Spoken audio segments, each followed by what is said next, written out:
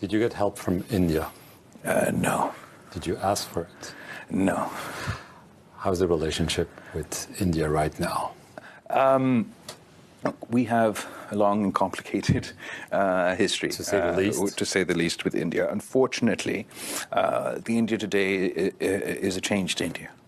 It is no longer the secular India promised by its founding fathers for all its citizens.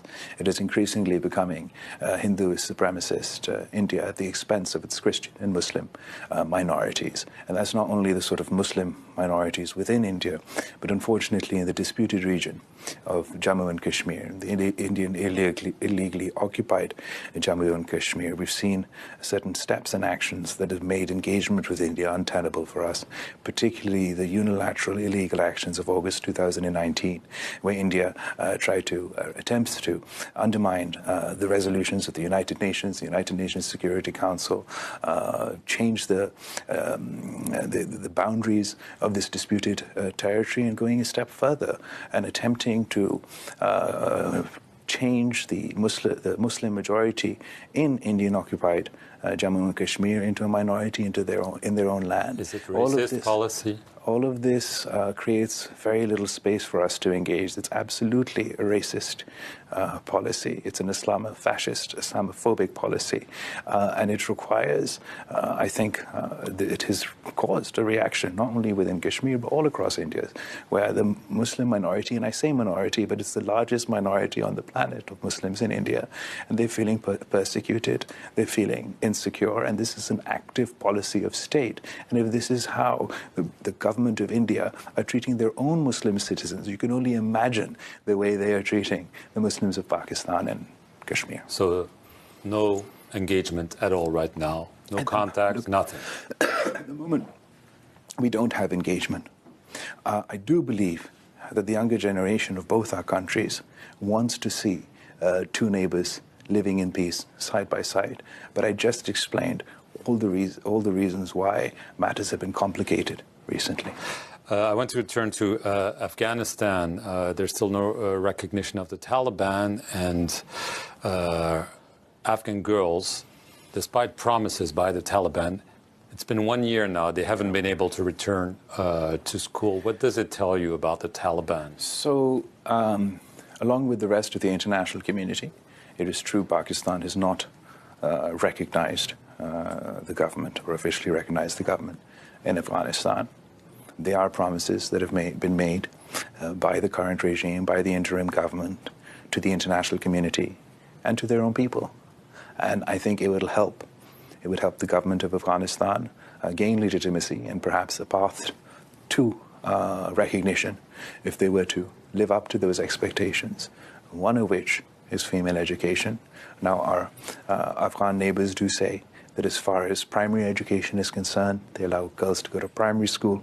As far as tertiary education is concerned, it's segregated, but they allow women to participate in tertiary education. What we're waiting for is secondary education.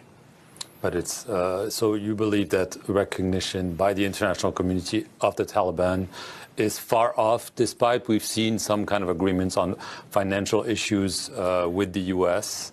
It's been a year's time since the transition in Kabul, and there's definitely ups and downs. There have been positive moments, but overall we're not quite there as far as recognition is concerned.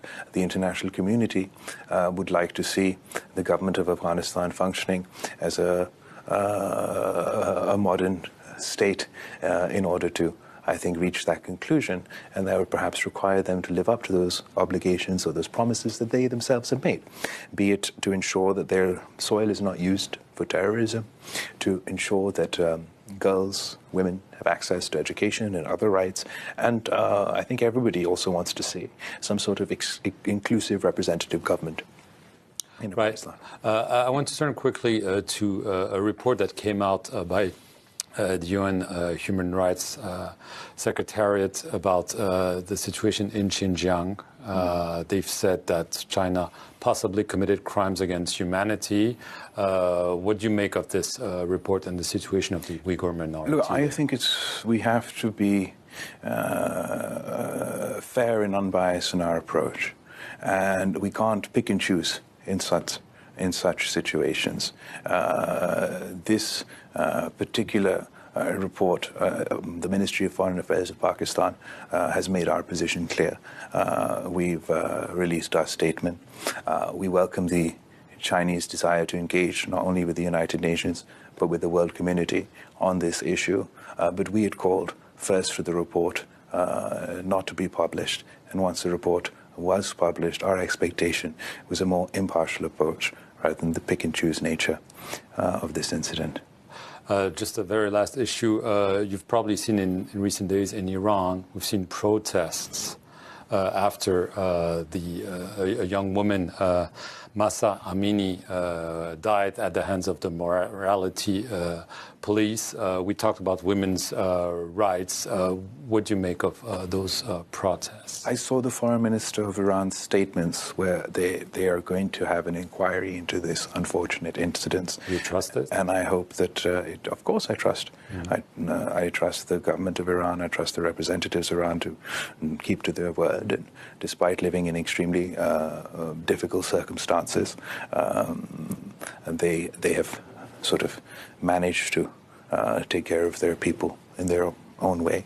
As far as this incident is concerned, I think that the fact that the foreign minister of Iran has announced that he will be looking into the incident, or their government will be looking into the incident, we should at least allow for those findings to come forward.